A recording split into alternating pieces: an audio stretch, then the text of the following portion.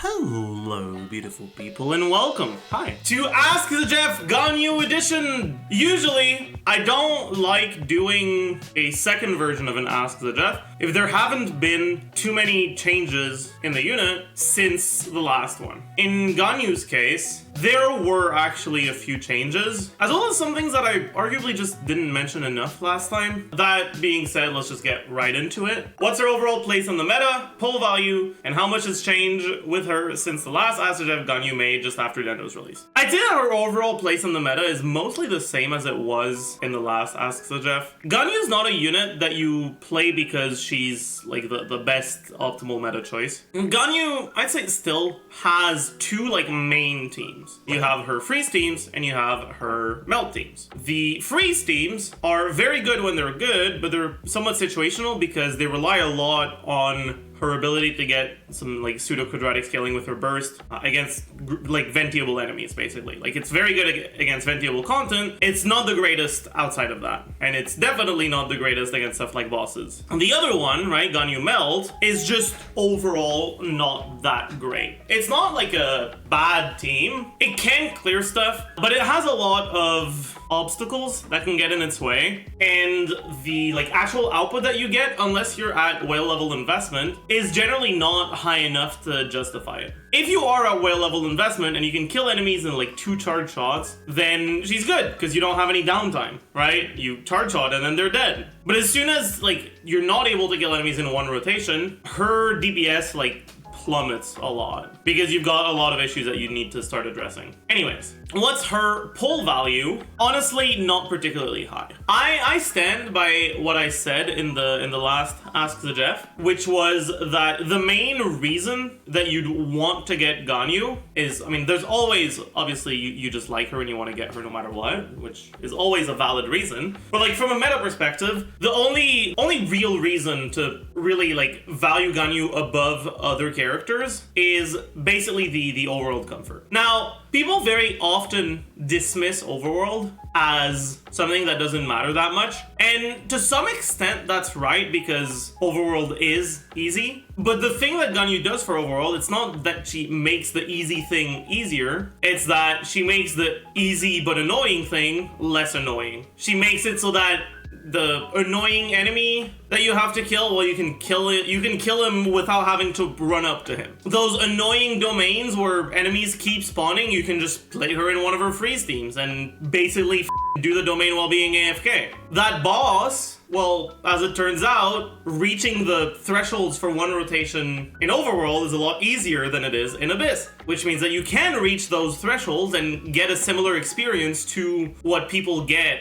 out of whale level investment Ganyu in Abyss. But yeah, all in all, Ganyu has a lot of issues when it comes to content that is meant to be difficult. But when the content is not meant to be difficult, just meant to be time consuming / annoying, a lot of her strengths shine more than they usually do. And that's where I would place her in the meta. It's basically just, she's not a meta unit. If you already have your 2 meta teams and you don't like Overworld, Ganyu can make your Overworld less cringe. She's a quality of life Overworld unit, basically. That doesn't mean you can't play her in Abyss or that her teams are shit. They can still be fine. But in any case, we'll get into more specifics on the teams later on. One more thing that I should mention is Hyperfridge. So for those of you who are new on the channel, we're gonna have to do a quick little explanation of Hyperfridge.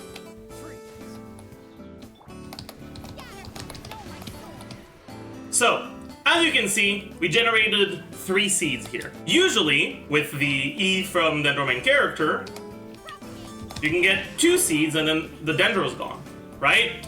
Whenever you apply elements on an enemy, it applies a certain amount of gauge of that element. You can think of it as just an amount of the element that the enemy has. And as long as it's higher than 0, the enemy will have a symbol on them representing the element. When you trigger a reaction, what you do is you take what's here and you apply a different element onto it. Now, if the second element you apply is less than the first one, will trigger the reaction, but there will still be some aura left over. If, on the other hand, you use an ability that applies more of its element, there will be nothing left over. when there's more than one element on the enemy, for example, when you have Cryo and Dendro, right? You're only going to react with one of those two, unless you apply enough of the element to actually get past the first one, right? So if I do this with the mononormal attack, we only get frozen. We don't get frozen and something else because, well, we didn't apply enough hydro to get past the Cryo. But if we do apply enough hydro to get past the Cryo,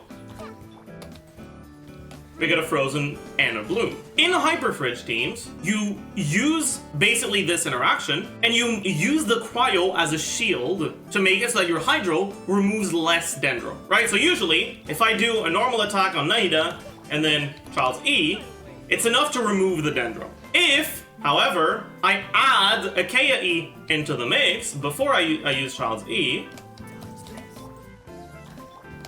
there is still some Dendro remaining, and I can get a second instance of bloom. The fridge interaction is basically this, and taking advantage of it lets you generate a higher total amount of blooms, which in turn, if you're playing a Hyper Bloom team, lets you generate more seeds overall. Now, when you look at the Cryo options that you would have in Hyperfridge, right? You can use Kaya, sure, you can use Chongyun, you can use Iona, you can use Ayaka. But one thing that you might notice is a lot of these options either don't have the best uptime, like Kaya, or Ayaka if you don't spend a lot of time on her. Need to have a lot of field time like Ayaka if you do spend a lot of time on her. Don't apply a lot of Cryo like Diona. And really what you'll end up realizing is that out of all of your Cryo options, the one that has the best like uptime and application and like all of that without having insane field time requirements is actually Ganyu, which gives her a third team archetype where she can be played. When you play her in Hyperfridge, you build her very differently, right? Because the whole point of the Hyperfridge is you have only one Cryo unit, which means you're gonna need a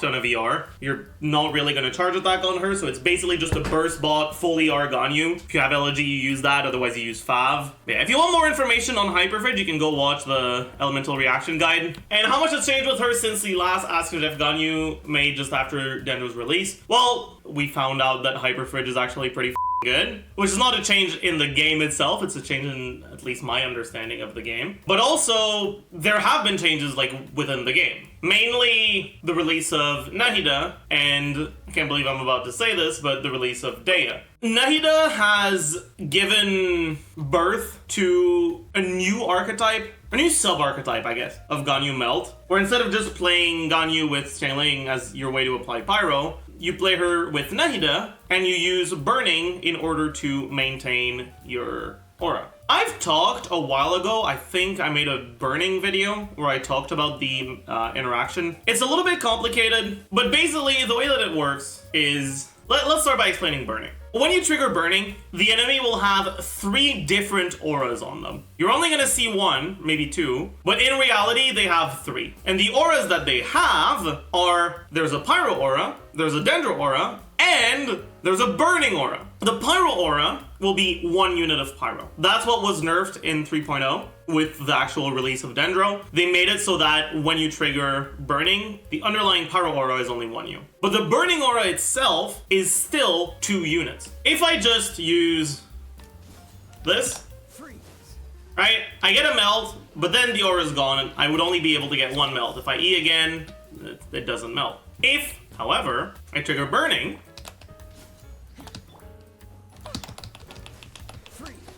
I can get 2 melts with my Kaya. Kaya's E removes 1 unit of Pyro, so the baseline 1 Pyro is not enough, but with the Burning 2 units of Pyro, it is. The Burning 2 units of Burning. Like I said, it's a little bit complicated, but the way that it works, if you are playing Burning with Nahida, and you don't have, like, off-field Pyro application, is that if the enemy starts with Pyro on them, and they have Nahida's E, the Trikarma thing, activated on them, but no Dendro, which is pretty easy to set up, right? Usually you just apply them with Pyro, use Nahida's E, and then use Nahida's Burst. And because Nahida's Burst has a pretty long animation, by the time you've used it, the Dendro's gone. Like, by the time you're out of it, the Dendro's gone. So if the enemy starts with 1 unit of Pyro, you shoot them, and the initial shot brings that 1 unit to 0.5 units. But what also ends up happening is it triggers a reaction, it triggers Melt, and by triggering Melt, you trigger Nahida's Trikarma purification bullshit thing. Now, if you do that, right, you'll have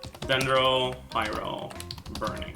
So start 0, 1, 0. Charge attack 1 hit. Your Pyro goes down, which triggers Burning, right? So your Burning goes to 2. Now by triggering Burning, you reapply Pyro, so your Pyro goes back to 1, and your Trikarma happens. Now your second charge attack hit won't do anything to the Dendro. It'll take some Pyro away, it will take some Burning away. Now, some time happens before your next charge shot, and then you'll get your next charge attack 1 hit. By the time it's happened, most of your Dendro is gone. You'll have like maybe 0.5 remaining.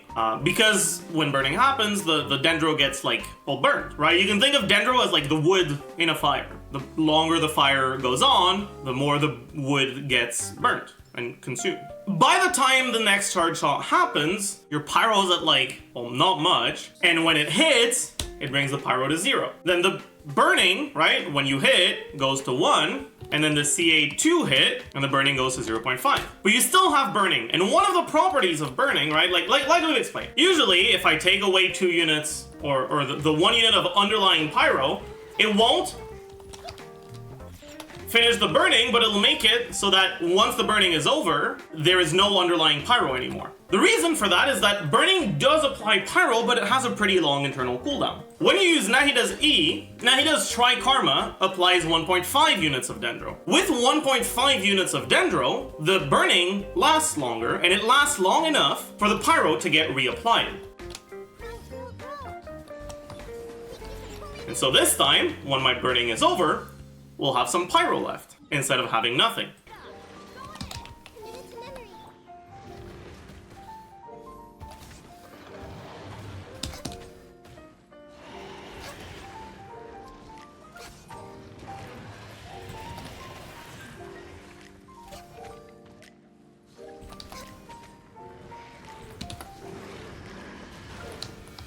I f***ed it up there again, but it's fine, I'll just wait.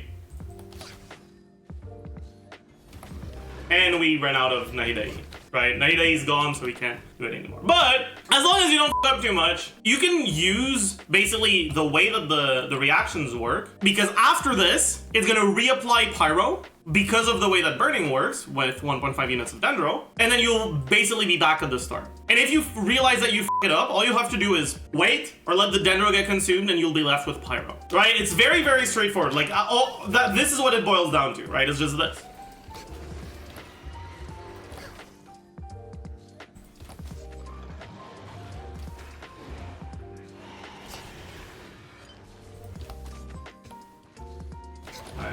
There. When the distance between you and the enemy changes, the timings change as well. So it's a little weird when you're kiting, but what can possibly happen is you get f***ed by the Nahida E proccing at the wrong moment, which will make it so that you run out of Dendro at the wrong moment. But like, this is a possible way that you can use basically Nahida as your source of quote-unquote off-field Pyro. And that lets you have a last slot that's defensive focused, like Zhongli. And your Nahida will give your Ganyu a pretty sizable EM buff. It is also nice that you can effectively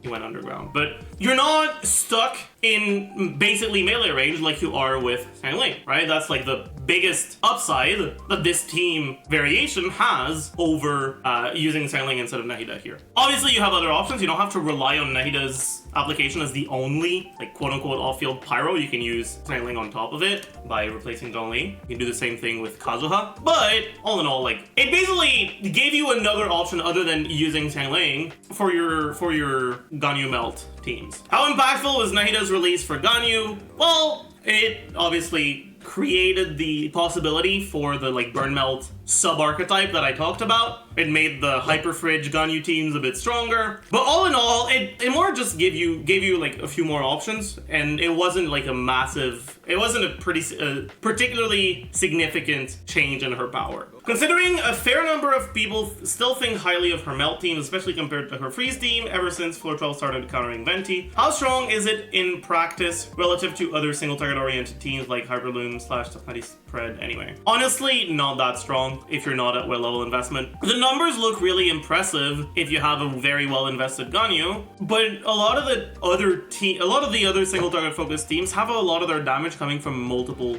units. And even if your Ganyu is doing a lot of damage, you're not comparing that to the Hyperbloom damage or the Toughnutty damage. You're comparing that to the Toughnutty and Fischl and, I don't know, Yaimiko damage, or the Hyperbloom and Tsingtao and Yelan damage. And when you do that, you realize, oh yeah, this is just not that impressive. If you can kill enemies in one rotation and you don't have any downtime, it's pretty good. If not, it's not the greatest. How important is sturdy shielding / interruption resistance in a Ganyu Melt team? And does it really differ that much in terms of DPS if a more offensive unit, like Anamor Pyro, is slotted in the defensive options place instead? The main problem is Ganyu, unlike a lot of other characters, has a whole like almost 2 seconds where she cannot dodge. If she dodges once, she loses 2 seconds of DPS, but because, at least in Melt Ganyu, your buffs don't last forever, right? It's not 2 seconds out of a 20-second rotation, it's 2 seconds out of a 10-second uptime. You lose a fifth of your DPS if you have to dodge once. If you have to dodge twice, that's almost half of your DPS that's just gone. So not having a shielder, even if it's often like a worse theoretical DPS, on Ganyu specifically, it's very, very difficult.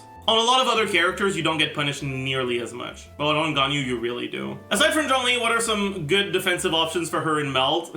Dea. She doesn't have great defensive options, right? You look at someone like Thoma, who is generally a fine defensive option, but with Ganyu, you don't want to have to normal attack. And then you could use Diona, but you can use Yanfei, that's true, but generally you're already struggling with your energy generation, and Yanfei or Shieldfei's biggest, right, if you have C4, Shieldfei's biggest downside is how hard it is to generate the energy, so it's like very harsh. That leaves you with Dea as being a pretty fine option. Putting enjoyment aside, is Ganyu or Ayaka the better unit of the two, or are they pretty much on par? I'd still consider Ayaka to be overall better, but the more time passes, the more HOYO makes it clear that they didn't mean for Freeze to be as good as it is, and they do not want you to play Freeze, so they will do everything in their power to not give us content where Freeze is good. The more time passes, the less I'm inclined, or the less I guess I like Ayaka, right? Like, not that she's bad, just that Ayaka only has the Freeze team, right? Like, she can be played in other stuff, but that's her main team. And when Freeze isn't good, generally Ayaka isn't great. When Freeze is good, Ayaka is often the best team, but when Freeze isn't good, yeah. The main thing is that even when you're playing Ganyu Melt team, unless you're at whale level investment, what you are playing is a downgrade over other Xiangling teams. Like, if you're playing Ganyu with Xiangling, or even with Bennett, right? If you're playing with Bennett, it means it's really hard to play Xiangling on the other side. So you're choosing between a Ganyu team and a Xiangling team, and usually the Xiangling teams are just better. Whereas with Ayaka, you don't have quite that just strict downgrade thing. Like, I'd still lean towards Ayaka, but I'd say that my answer isn't as confident as it once was. Is burst support Ganyu any good, and how would she compare in that role to similar cryos like Kaya and Rosaria? It's fine. Like, the biggest, I guess, downside that she has is that her E can be hard to fit 2 of in a rotation, which means that her energy generation isn't the greatest. Often you're gonna need a lot of ER on her to make her work well. But if your rotations are well, like, she's pretty good at it. And when it comes to stuff like Hyperfridge that cares about consistent,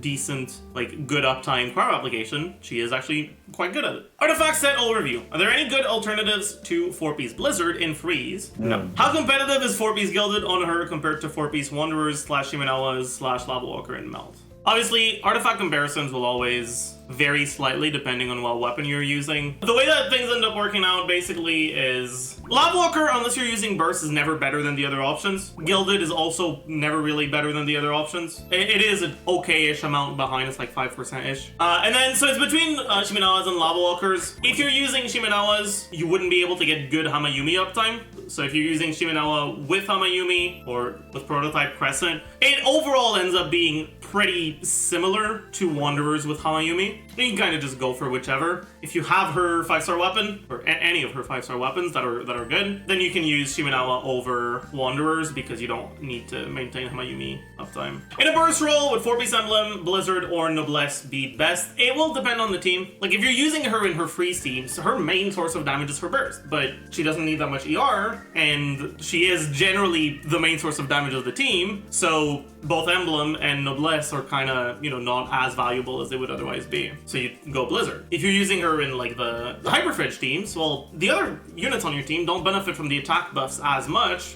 because a lot of your damage is coming from transformative reactions, which don't scale with attack. So getting the Noblesse buff wouldn't do that much. But you're not going to get great Blizzard uptime, and you're probably going to need a lot of ER. So Emblem would be pretty good. And then if you're playing her, I don't know, as a fucking burst support in the Superconduct team for some reason, like, I don't know, have fun. You do you. Noblesse could be fine, I guess. But generally, it's more between Emblem and Blizzard. Zajef Ganyu, no. How much ER does she generally need in a freeze team, and how much would she need as a general burst support, both as solo cryo and as secondary cryo? It really depends on the team. Let's explain. Same element, caught, non-caught. Different element, caught, non-caught. And then clear, caught, non-caught. So amount, energy. So if Ganyu is on field while you generate a cryo particle, he's going to gain 3 energy from it. She's off field, 1.8. She's on the field while you generate a non-cryo particle, she'll gain 1. Off field, 0.6. And if you generate a clear particle from something like 5, it will be 2. And off field, 1.2. So if you play her in the Morgana team, you're generating a bunch of cryo particles. You're generally using Diona's hold E. Some people will use SAC. I would generally use 5. And generally those particles are caught on Ganyu. You want to cast them on Ganyu. So if you do, that's 4 particles of cryo and 3 clear particles just from that. Then Ganyu herself will use her E, which generates, I believe, 2 particles on cast and 2 particles on explosion. So most likely you're gonna catch the first one and you're not gonna catch the second one. So that's it for the cryo particles. And you're using Venti. If you're doing good rotations, you can use 2 E's. Likely you're not catching either of them on Ganyu. And then Mona, generally you do catch the Mona particles on Ganyu. So that's 3.3 average, I think. Enemies, when they die, generate particles. Most of the time, what I do is I assume that there's the equivalent of 2 clear particles generated over a rotation. Likely, because Ganyu doesn't spend that much time on field, she'll catch one of them and she won't catch the other. So from your particle, total energy generated is about 37. Now, Venti gives you a flat amount of energy, which effectively makes your energy cost, it's supposed to be 60, but because you get flat energy, and flat energy from Venti does not get affected by energy recharge. So your burst cost is effectively 45, which would mean that you need about 120% ER. Now, depending on how your rotations go, you might need a little bit more, you might need a little bit less, you might get unlucky with the Mona particles, you might fuck up your funneling a little bit and catch the Diona particles on someone other than Ganyu. A bunch of things can happen, so usually I recommend going a little bit above this, maybe closer to 130 to somewhere between 130 and 140 would be more comfortable. But yeah, in teams where she's solo cryo, the energy requirements are a lot higher. Like, you don't really use her as a general burst support when there's 2 cryos. Like, at that point, it's a Ganyu team. But if you're doing, I don't know, Raiden, Ganyu, Dendro main character, Xingqiu. I mean, I guess we can use Nahida, but Nahida generates a decent amount of particles, so it might, like, make it look like it's not that bad. But whatever. So you generate 2 cryo, you catch 2 cryo. You don't spend a lot of time on field, so maybe you get 1 particle from Raiden. And then you've got Xingqiu's particles, which is 5. Let's say he's on 5, so we'll have clear particles as well. Nahida's particles, either 6 and 9. Let's go 6 to be safe. And then Raiden's particles over a 21, 22-ish second rotation will be about 11. Now, she doesn't catch any of the clear particles, and you'd have 5 non-popular particles. Your ER requirements would be closer to around 200. If you get a little bit more from Nahida, you get a slightly longer rotation average. It can go down to about 190. Generally around 200. And if you want to be comfortable, closer to 220, 230. If you want to just not have to think about it, just go emblem with an ER weapon. Right, if you go Fav as your ER weapon, emblem plus that, basically enough. And if you go another one, maybe you go in ER Sands or something, makes things feel not too bad. The damage that she does isn't that significant in those teams. And so going a little bit too much ER and sacrificing a little bit of personal damage for it is generally worth it, just so that your rotations are smoother. Is EM Sands always recommended over attack Sands and Melt? It's not always recommended, but it's very often recommended, right? If we go back to our damage here, right? If you lose the 187 EM here, right? We're at 10.8k and you gain an attack Sands instead, it goes to 10k. So we lost about 8% damage, literally just from changing the main stats on our Sands. That's a lot of damage. But obviously, if you're playing her with Nahida, you gain a 250 EM buff. If you have a little bit more EM in your substats, let's say an additional 80, let's say you're starting at 13.3 and going for an attack Sands instead, you know what?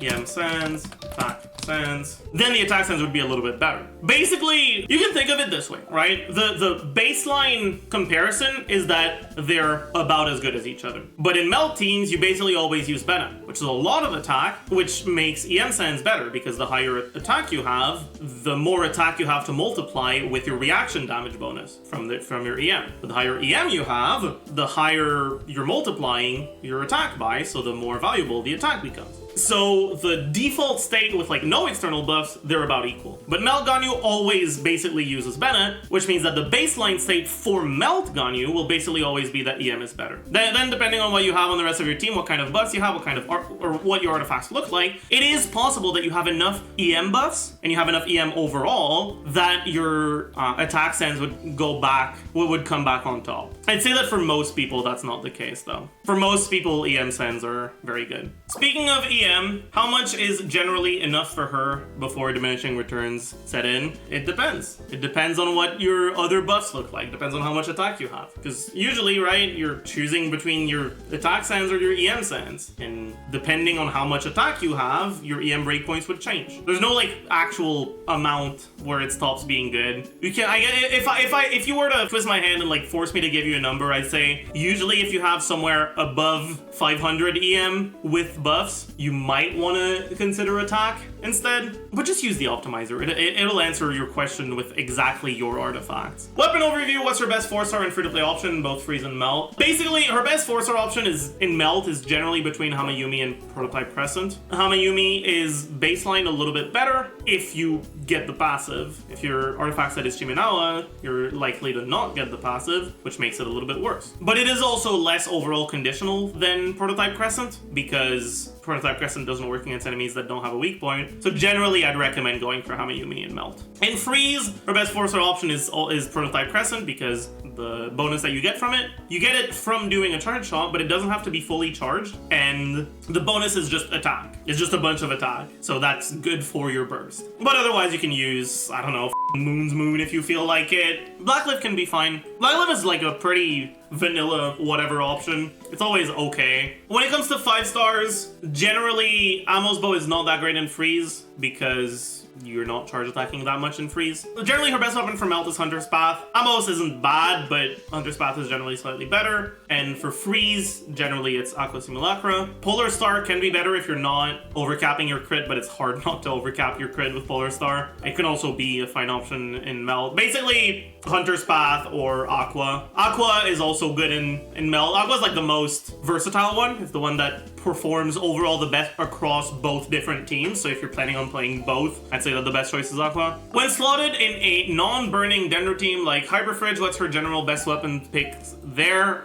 Usually Elegy if you have it, otherwise Fav. Who else can use Amos Bow? You can use it on like Yoimiya and like on Child, but Child doesn't get the second part of the passive. He only gets the part that increases normal and charge attack damage, not the part that like increases based on travel time, because he does get it on his charge shots, but you don't actually use his charge shots very much. Yoimiya can use the passive, but like she also has her own signature that's a lot better for her. All in all, it's kind of a meh not great weapon. Constellation overview. How is her constellation quality across the board, and is C1 a decent enough improvement to justify the cost of getting it? Her C1 is basically like an okay-ish increase. It's not that great in the freeze teams because you already have a bunch of res shred and you don't charge shot that often. It's not bad though. It's okay in the melt teams, but it's also not like insane. All in all, like it's just it's a nice little increase if you really like Ganyu and you want to play her all the time, but it's probably not the main constellation I'd recommend, no. C2, okay, C2 is completely garbage if you don't have C6, right? Because it gives you one more E, but your E without C6 is completely useless. With C6, your E gets you an instant charge shot, which makes C2 retroactively pretty good, but without the C6, C2 is useless. C3, it's okay in freeze. C4, it's okay in freeze, and in quick bloom, I guess. Any team where you use her burst, it's fine. C5 is pretty shit, and C6 is decent for like speedrunning stuff. Team overview, how does her freeze, melt, and monocryo team stack up against... Oh yeah, I forgot about monocryo. Monocryo is just like dollar store freeze. It can be better than freeze when you're against non-freezable enemies, but usually when you're against non-freezable enemies, just don't play cryo. But if you really want to, like, yeah, you can play monocryo, sure. But I'd say I've already given a pretty thorough explanation of like where freeze and melt can be good. Hyperfridge is like pretty versatile because the units that you use for it, like you can use units that are more focused on single target like Xingqiu. I mean, it's mostly the Hydro unit really. Like you can use a single target focused Hydro unit like Xingqiu, or you can use an AoE focused Hydro unit like, I don't know, Ayato or Kokomi. Kokomi is like half AoE. So she can be good against different types of things depending on the other units you use with her. Does she have any other off-meta comps worth a try? I don't think so. I think it's mostly like the... Okay, I guess you have Oven, right, as well. Oven is Burgeon with Cryo. I'm not gonna go into all of the mechanics because I feel like I've been recording this for like 2 hours. All in all, Oven is like good, but very, very situational. You can think of it as Burgeon, but the enemies can't move. And you also have some cool gauge interactions that make it so that the Cryo lets you get more blooms than you would otherwise be able to get if you didn't have it in there. Which makes it so that it's not just like a 3-unit team plus some freeze, like there is actual synergy. But yeah, like Oven is it's fine. It's another cool thing that you can do. Oven is pretty shit in single target, but it can be good in AoE. In the aforementioned Dendro archetypes, how do the alternatives compare to Ganyu? Generally, they have worse uptime, which means that they're overall a little bit worse, but they're not much worse, so you don't have to go for Ganyu to improve your Oven or your Hyperfridge team. Which of her melt variations would I say is her overall best?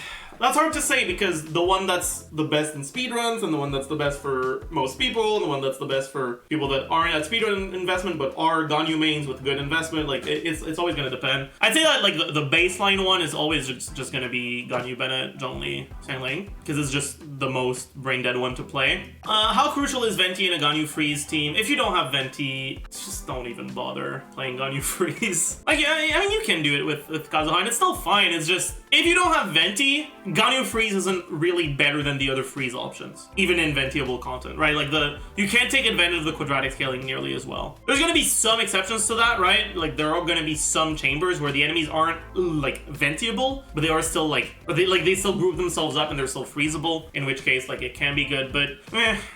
Thoughts on Ayato instead of Mona in a Ganyu freeze team? It makes it more brain dead to play. You don't have to worry about your rotations as much, but I don't think it's all that great overall. It's more comfy, but meh. Is there much of a difference between burst only freeze Ganyu and a playstyle that makes her sneak in a charge attack or two before doing the rotation again? Not really. Like the only real difference is you're doing a few more charge attacks. It can change a little bit the weapon comparisons because you're doing more charge attacks, but yeah. Like realistically, the main reason why you would do that is because you're using a Hydro unit that doesn't line up with 15-second rotations. The main reason why people usually do charge attacks on freeze Ganyu team is because the Hydro unit they're using has a 20-second cooldown instead of a 15-second cooldown, so they have 5 more seconds in their rotation that they just don't know what to do with. Or, well, they do know what to do with it, you charge attack, but like where they don't have anything better to do than doing charge attacks. So you can do that if you're using Kokomi or if you're using Ayato, because both of their Kokomi's skill and Ayato's burst have 20-second cooldowns. Is Shenhe a solid fit for any of Ganyu's teams?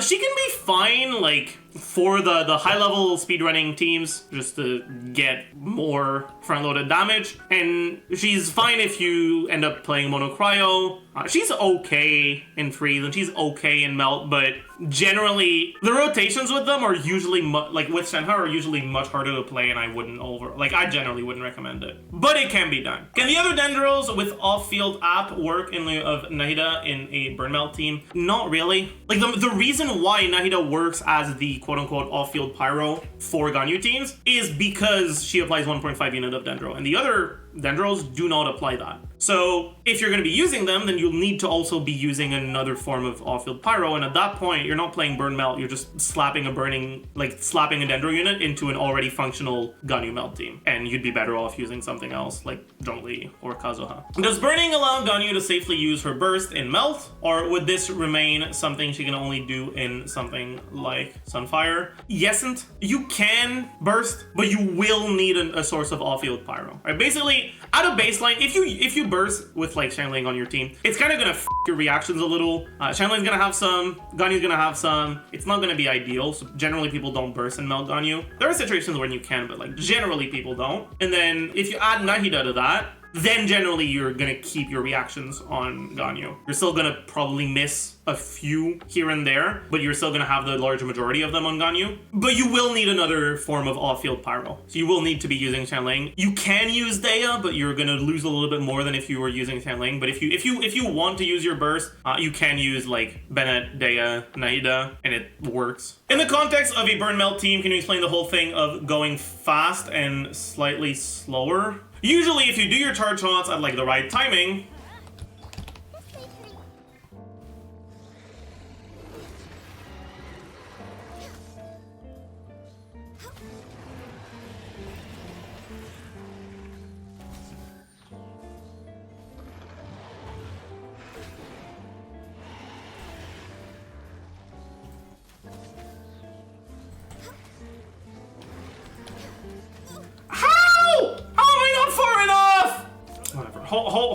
hopefully you guys get the idea.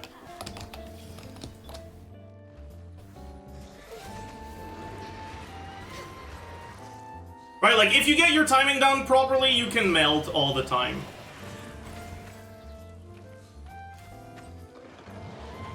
But with the way that the reaction works, if you do it a little bit too slow, what can happen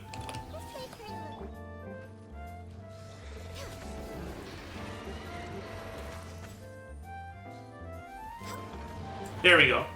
Right, if you do it a little bit too slow, what can end up happening is your pyro has time to expire on the enemy, and you stop burning, right? And then you'll have to swap out to reapply the pyro. But if you realize that, oh wait, I think I might have done it a little bit too slow here, or if you have to dodge or anything like that,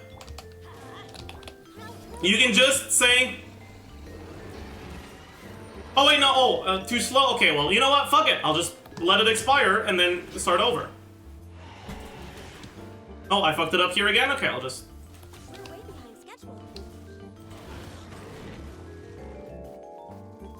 I think that was a bit too long though, yeah.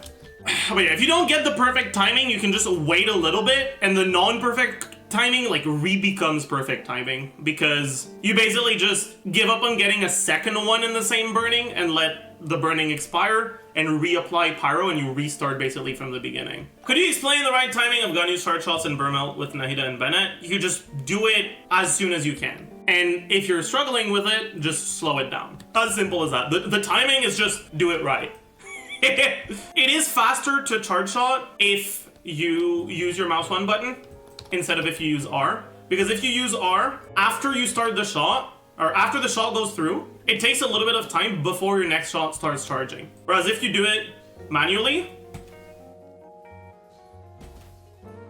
you can make it restart much, much earlier. And you can, like, you actually even have time to sneak in a dodge in there, and it's still faster. But yeah, like if you just hold down R,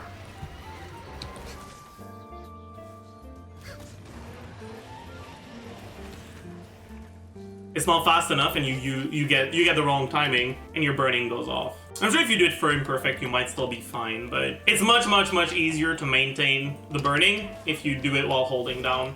So hold down, shoot, and then instantly start charging again. Oh, I fucked it up there, so I'll just wait, and then...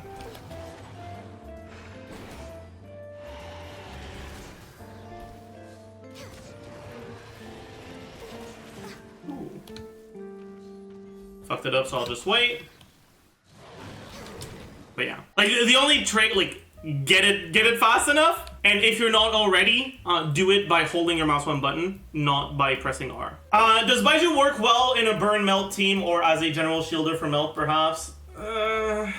He's gonna have the same problems as the other Dendros that are not Nahida have, which is that he doesn't apply 1.5 unit of Dendro, so you're either gonna need, you're gonna need more Pyro, basically. As a general shielder for Melt, he can be fine, yeah, but keep in mind, Baiju's not a real shielder. The main thing that Baizhu gives is resistance to interruption. So if the problem is that you die, not that you get interrupted, Baizhu won't change that, because his shield is paper thin. Like, it is weaker than a crystallized shield. The main purpose of his shield is that while you have it, you can have one attack where you won't get interrupted because you have a shield. That is the purpose of his shield. It's not to actually save your HP. Why does timing change with Nahida C1? Nahida C1, right? It makes it so that you get each of these, like, +1, which means that your burst lasts longer by, at level 10, 9 seconds, or sorry, by 6 seconds, sorry, and it deals, well, it goes, if you have one character, it goes to 2. If you have 2 characters, well, it doesn't do anything. But more importantly, it makes the trigger interval lower, which changes the timing. That might be why you're losing burning after 2 to 3 shots, because the timing is different with Nahida C1 if you have it. Considering how much this changes her initial release in 1.2, did she really get worse as a unit per se, or has new content just tended to favor other units? Neither. Ganyu was never an insanely strong unit. People in 1.2 did not have the greatest understanding of the game, and very much overrated the kind of stuff that Ganyu does well, which is basically solo output, right? Not looking at team DPS. As the game got older, the players had more time to, you know, get better at understanding the game. And as such, Ganyu kind of lost some value, not because she became worse, just because people realized that some of the other units that they were overlooking were better than they thought they were. That being said, they also did release a bunch more units, some a lot of which are better than Ganyu is. Like, the way that the, like, power curve of Genshin has progressed over time, a lot of the 1.0 units are still insanely broken, and I wouldn't say that we've really had many units that are better than anything we've had before. I still think the best unit in the game is fucking Xingqiu, who was a 1.0 unit. But more that when you have like 30 units in a game, if 5 of them are good, that's not even enough to make 2 good teams. When you have twice as many units, if 10 of them are good, same proportion, now you do. It's more just a consequence of as more units get released, you'll have more units that are good, and so units that are not at that level just aren't optimal anymore. We already did the voice lines last time, so do we do them again? No. Anyways, Ganyu is not a unit that I particularly enjoy. It's not a unit that I play that much. So there may be like some things that are missing from this. If you want more information about Ganyu, you can always check out the other available resources. You can check out the KQM guides, stuff like that. I tried to focus the questions on this one more on more to like the questions that were not already answered in the first Ask Zajef on Ganyu. So if your question is not about Dendro stuff and it hasn't been answered here, you can consider going to watch that one, and yeah, that basically does it. So thank you for watching, like, subscribe, all that good stuff, and I'll see you guys around. See ya.